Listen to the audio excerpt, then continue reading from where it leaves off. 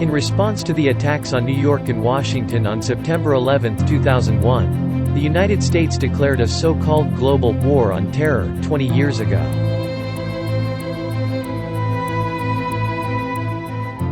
In just a month, U.S. began the longest war in the country's history. The war in Afghanistan spanned 4 U.S. presidents, only to end last month with a chaotic withdrawal from Kabul, during which a terrorist attack killed 13 U.S. service members. Most of them were in their early 20s. They never knew a United States that was not at war. Since then, U.S. launched military attacks on sovereign countries such as Afghanistan, Iraq and Syria, let alone the extrajudicial killings, arrests, detentions and arbitrary sanctions in the name of justice. After 20 years, what did the world gain from the global war on terror, launched by the U.S.?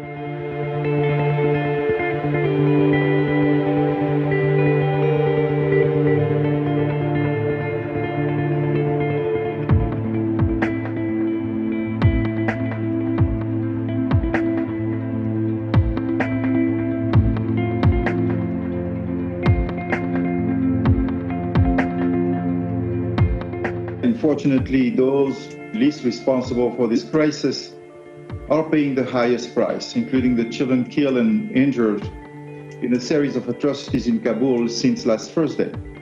This year alone, more than 550 children have been killed and more than 1,400 injured.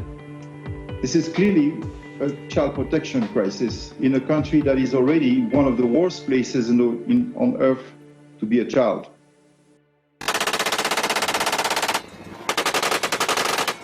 U.S. launched the war on terror in the name of justice, but only to be taken as none other than invasion.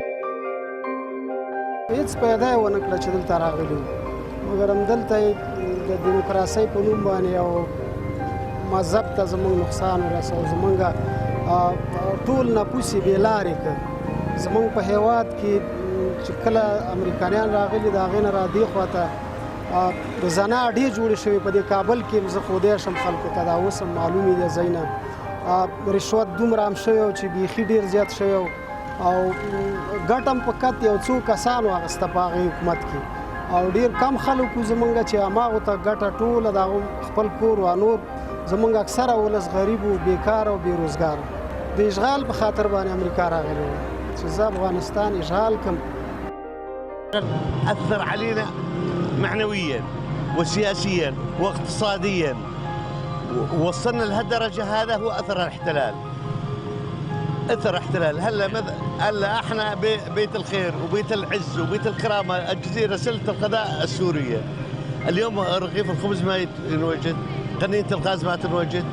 هذا كله سبب احتلال. وجود الأمريكي وجود غير شرعي ودخل بصورة غير شرعية للأراضي السورية وبدون موافقة الدولة السورية، وهو وجود احتلال. وأينما يتواجد الوجود الأمريكي بدول العالم فيحل الخراب والدمار والتشرد، وهو يأتي في سياق تدمير البلاد التي يأتي إليها من سرقة المحاصيل الزراعية والنفط. It's a war launched with ambitious goal. Our war on terror begins with Al-Qaeda, but it does not end there. It will not end until every terrorist group of global reach has been found, stopped, and defeated.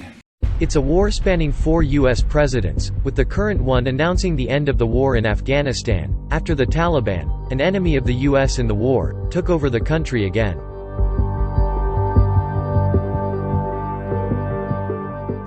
Last night in Kabul, the United States ended 20 years of war in Afghanistan, the longest war in American history.